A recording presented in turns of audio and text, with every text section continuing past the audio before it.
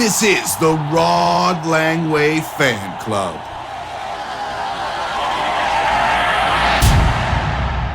Welcome, everybody, to the Rod Langway Fan Club podcast. I am your host, Jeff Roman. This is our special Four Nations Faceoff preview. I'm joined by a couple of co-hosts, Mr. Mark Ceknita.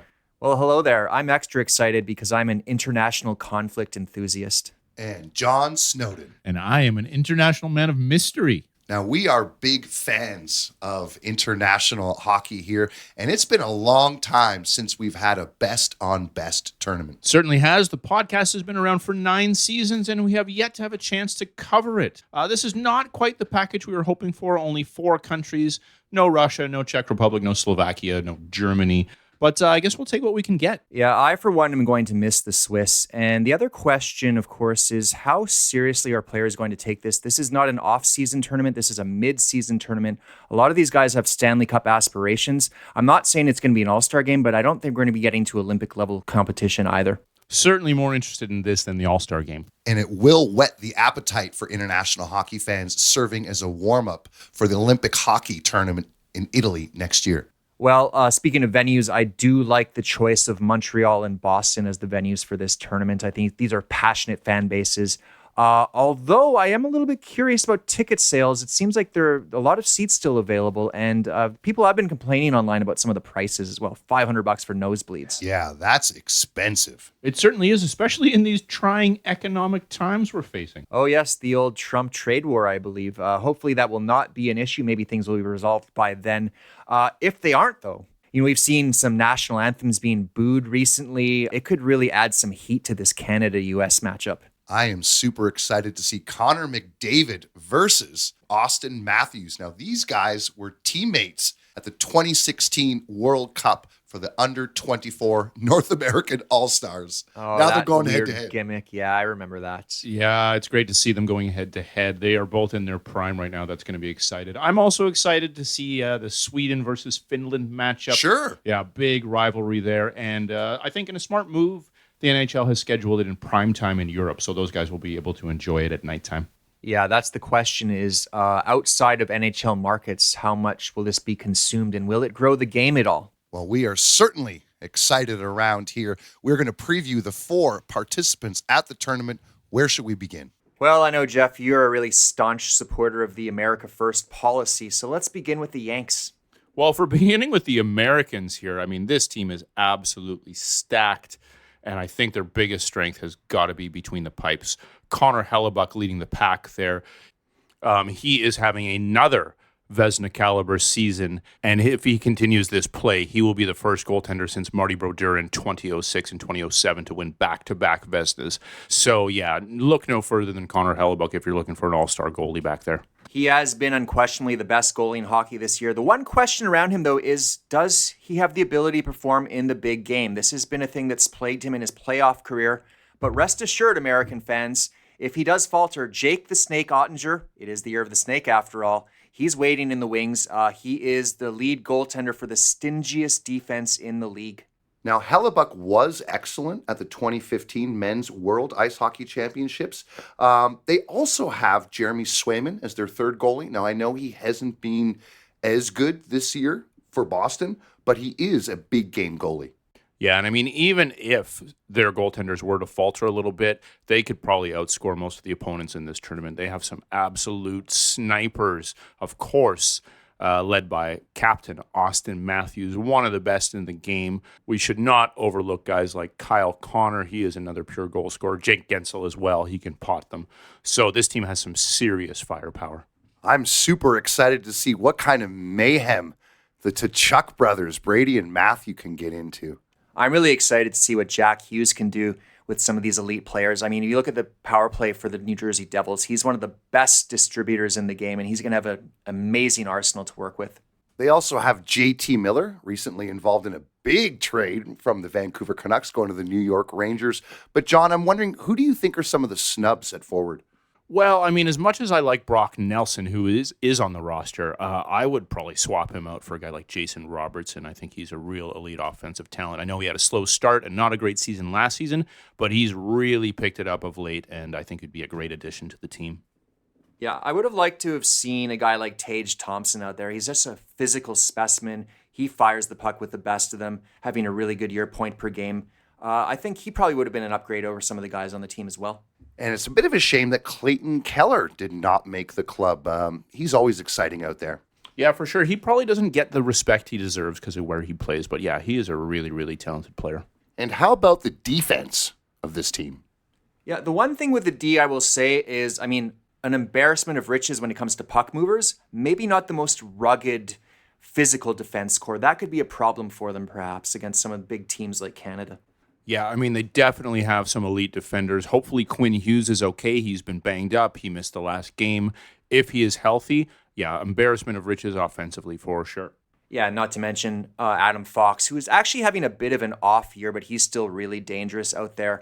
And another guy who's having a career season, Zach Werenski. This guy never leaves the ice in Columbus. He's going to have to share ice with some great players, but he's a real threat all over the ice. Yeah, they sure have some excellent offensemen. But in their D zone, they've also got two former Rod Langway Fan Club Mustache Award winners for Best Defenseman in Jacob Slavin and Charlie McAvoy. Yeah, a very talented squad all around. The one knock, perhaps, could be this team doesn't have quite the championship pedigree that maybe some of the other teams do, especially the Canadians. Yeah, but with that having been said, you do have some recent Cup winners, guys like Jack Eichel, Matthew Tkachuk, who are massive parts of their team's success. So I think that might be a little overblown, although I do see your point, John. Yeah, all in all, this is a scary team. Probably the best team that the Americans have ever iced. Great time to be an American hockey fan. Let's move along and take a look at Team Finland. Now, you can never count these guys out. Yeah, it seems like they overperform in every single international competition, and I'm not going to write them off. What do you like best about this team? Looking at their roster here, I really like some of their forward depth, especially guys who can play on both sides of the puck. Probably no better in the game than Alexander Barkov. Yes, the captain. The captain, indeed. He's really, really good. But he's not the only one. Sebastian Aho, he's also very good in his own and very responsible with the puck. Guys like Lehkonen, they can play on both sides, and I think that will be a big benefit and make this team very difficult to play against. They've got some offense, too. They got Mikko Rantanen, who is also involved in a big blockbuster trade going to Carolina, but he's not the only one. Yeah, another big Finnish forward, Michael Granlund, also recently traded. He'll provide some offense, but I think the really dangerous guys out there are Patrick Laine, of course, that shot on the power play. Watch out for him. He's been red hot on Montreal's power play, although not so much lately. He's still a dangerous guy out there. And I love Rupe Hintz just galloping up and down the ice in Dallas. I think he's a guy you got to watch out for as well. So the Finns will be able to put up some goals. I just wonder a little bit about the back end. Yeah, certainly a pretty glaring weakness, I would say, in this squad, especially with Miro Heiskanen out. No Jani Hakanpää as well. So, looking at these guys, Esa Lindell, I think, is a very good defenseman.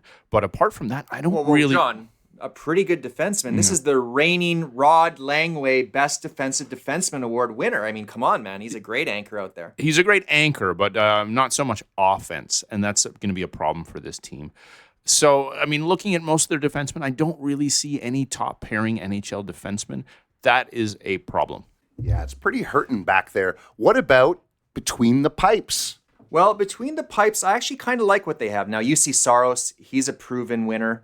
Not a great season for him, but how much of that is just the Nashville Predators struggling? I guess we're getting an answer to that in this tournament. And if he does falter, I really like Ukko-Pekka Luukkonen, another guy who maybe doesn't play on a great team, but he's had some outstanding performances this year, and I could see him being a dark horse to take the reins for Finland in net. And their third goalie is Kevin Lankinen from the Vancouver Canucks. He's been pretty solid this season. It's almost a shame that they had to name their team so early, as Leevi Merilainen for the Ottawa Senators has been fantastic and has really given that team a shot in the arm for their playoff hopes. One other X factor I'd like to touch on, I think that the Finns have some elite penalty killers. You look at a guy like, obviously, Sebastian Aho is so dangerous out there. Yoel Armia has been a real force for Montreal in their PK unit as well. That might be another way for the Finns to generate some sneaky offense if those other teams are a little bit overconfident with the puck. Yeah, I think if there's one thing we've learned over the years watching Finland in international play, it's that you can't count them out. Let's move along to Trey Kroner, the yellow and blue of Team Sweden. And I think the strength of this team starts with their D-core, and it is anchored by Captain Victor Hedman. What hasn't this guy won? Still one of the best in the game, but it's not just him. No, I mean, they have some offensive firepower from the back end. Rasmus Dahlin, he is just entering his prime. Bona fide number one defenseman. On the older side of things, Erik Karlsson, he's still got some offense as well, though, and some leadership and still lots of talent. Yeah, I kind of wonder if they sort of regret naming him to the original six. But they also have a couple of defensemen who are really responsible in their own zone. I'm thinking about Matthias Ekholm and Gustav Forsling. Great shutdown guys. Yeah, another guy that I really like, also a very underrated player, is Jonas Brodin. Unfortunately, this guy cannot stay healthy. He might not actually be on the team when it's all said and done, but there was a snub on D that I think would slide in really nicely, and that's Hampus Lindholm, just activated off of the IR. I think he would fit in really well, and Sweden might have the best top-to-bottom D in this tournament. Yeah, absolutely. And we haven't even mentioned Rasmus Andersson. He's having an excellent year with the Calgary Flames. Just watch out. He'll give you the old stare down if he scores a goal. How about on forward, guys? What do we think of this collection of forwards? On paper, it's a pretty dangerous group. I do have a concern, though. Some of their top guys are having really bad seasons. You look at a guy like Mika Zibanejad, Elias Pettersson as well, struggling to play up to his potential. So I'm not sure that they're going to be able to perform at the level that this roster might indicate. That Pettersson versus JT Miller game is going to be awesome. Yeah, I'm looking forward to that. On the flip side, they do have some guys like Lucas Raymond. He's probably having a career year. He's really proved himself to be a great setup man, dangerous on the power play. Adrian Kempe, he can pot the puck as well. So, I mean, they're not without their firepower. And that's not to mention, I think, the most dangerous forward on the team, William Nylander. He's actually my dark horse to lead the tournament in scoring. Well, you know, as a Toronto Maple Leaf fan, I agree with you there, Marky. But I think the two guys to lead the charge will be Jesper Bratt and Philip Forsberg. Yeah, those are two guys that have 40-goal potential. Definitely an embarrassment of riches offensively. What about between the pipes, though? Things are looking a little cloudier there. Absolutely, they are. I mean, Jacob Markstrom is unavailable for this tournament. He probably would have been their number one goalie. So that's a real shame for the Swedish fans. Linus Ullmark probably is their number two goalie. He has just come back from injury, and it's questionable as to his game shape. Will he be ready for a big tournament like this? Yeah, we could expect Philip Gustafsson to be the starter for Team Sweden. He's had a good year, but again, injury prone. Yeah, they did add a little insurance. Samuel Ersson of the Philadelphia Flyers is now on the roster. I'm hoping they don't have to rely on him, though. I think that would be a sign of bad things for the Swedes. Yeah, I would say on paper, this team does have all the elements to have a pretty successful tournament. Yeah, I think a lot of things are going to have to go their way, but I would definitely not rule them out as a chance to win the whole thing. Yeah, historically, they have underperformed at times, but they are still a hockey power. Okay, well, that leaves the defending Olympic champion 2 times and World Cup champion Team Canada. What do we have to say about our home country? Little footnote there, of course, what he means by defending Olympic champion is the last time we had best on best international hockey. My apologies to the Finnish people. And if we're talking Team Canada, there has been a lot of consternation in the crease. And I fear that consternation is only going to increase because all 3 of these goalies they have chosen have been lackluster at best in the last couple of weeks here. Yeah, absolutely. I mean, looking at all 4 rosters, this may be the weakest spot of any of the 4 teams. Canada's goaltending is not at all what it once was in the days of Marty Brodeur and Carey Price. We are looking at Jordan Binnington from the St. Louis Blues, Aiden Hill from the Vegas Golden Knights, and Sam Montembeault from your Montreal Canadiens, Mark. Who's getting game 1? That's a really difficult question because, again, none of these guys have really stood out recently. Maybe give it to Sam Montembeault just because he'll be familiar. It is in Montreal. Maybe he runs with it. And if he doesn't, well, then you've got the other 2 guys waiting in the wings. Jeff, what do you think? I just think it's a shame that they had to name the rosters 2 months out of this tournament because let's face it, Logan Thompson should probably be the guy. And this is something that we did mention when we broke down this scenario a few months ago. Team Canada, though, going with more seasoned veterans. 2 cup winners, obviously, Binnington and Hill having won the cup. And Montembeault having a hot start to the year. He's kind of cooled down, though. I'm not comfortable with the situation. There's no doubt it is a little frightening between the pipes, but in front of the goaltender, they will have some elite defensemen. Canada has gone with Devon Taves and Cale Makar, two players who know each other very well. They played together in Colorado, of course. So they should have no problems communicating and probably will have fewer breakdowns than some other guys who don't know each other as well might. Yeah, you could argue that Cale Makar is the best hockey player in the world. I know as a defenseman, he doesn't get the billing that a guy like McDavid or Matthews might get, but he's an absolute force of nature out there. I am really looking forward to seeing the number 44 in the red and white of Josh Morrissey and his two-way play back there.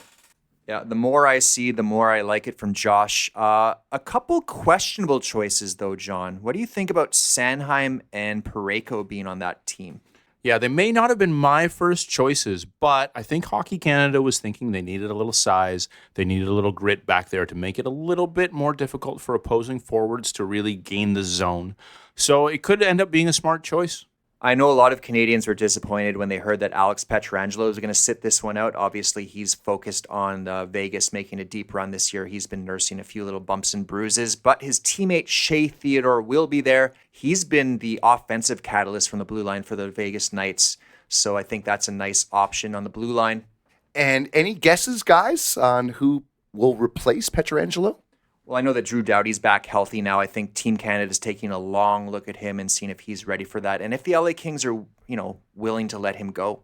Yeah, I also really like Aaron Ekblad. He's another very responsible defenseman, sort of in that Doughty mold. Whether or not Florida will let him go is another question, but I think it would be great to see him back there. And let's move on to the real strength of this team, the group of forwards. Yeah, tons of talent up front, but we got to mention Captain Sidney Crosby first off here. In terms of international play, this guy has won everything. World Juniors, World Championship, World Cup, 2 Olympic gold medals, scored the golden goal in overtime. I mean, what guy would you want to be leading the charge other than Captain Sidney Crosby? I'm so excited to see the double Mac attack of Connor McDavid and Nathan MacKinnon. Those guys with the puck on their stick at full speed are absolutely terrifying. Imagine that twin threat bearing down on you. I would not want to be on the opposing team facing that. But, Sweden, USA, and Finland, that's exactly what you're going to be faced with in this tournament. Yeah, and I mean, after that, you're going to be faced with the goal scoring of a guy like Sam Reinhart, the playmaking of a guy like Mitch Marner, and then a 2-time Stanley Cup champion. He can do a bit of both as well. Braden Point is excellent. And it is Team Canada after all, so there's some grit. I'm thinking about Brad Marchand and Sam Bennett. Hopefully all is forgiven after the playoffs there last year. Rally around the flag, boys. Yeah, Sorelli's another guy who can bring a little grit. And Mark Stone, he's got a screw loose. I would say he's a tough guy to play against. He's also a great leader and one of the best two-way forwards in the game. With that having been said, though, I think there are a couple guys that should have been on this team. For me, Mark Scheifele is having a career season. He's a dual threat passer shooter. I would have liked to see him on the team. Okay. And John, any snubs that stood out to you? I don't think too many people are surprised that John Tavares and Steven Stamkos were left off the team. They're getting a little long in the tooth. On the flip side of things, people might have liked to see Connor Bedard or Macklin Celebrini get in there. They are pretty young. Yeah, but it would have been nice to have one of those guys there to soak in the experience and also just maybe a spark to bring in off of the bench if you need it, if things don't go well at the start of the tournament. Yes, a lot of high hopes in Canada, but if things don't pan out right, I could see the government calling a national inquiry. I would gladly fund that with my tax dollars. Yeah, okay, so who do we think is going to win this thing? So difficult to predict. It's a short tournament, round robin, then championship game. Anything can happen.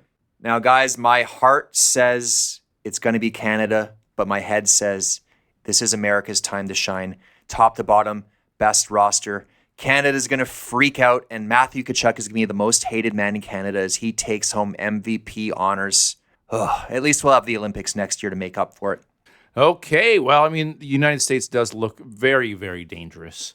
However, I am going to pick Team Canada. I love their offensive firepower, and this is a team that has 11 Stanley Cup champions on it. I think that's a huge factor, and Sidney Crosby, I think, is going to be tournament MVP. Just add it to the list of his accomplishments. Excellent choice, John. I'm going to second you. Team Canada all the way.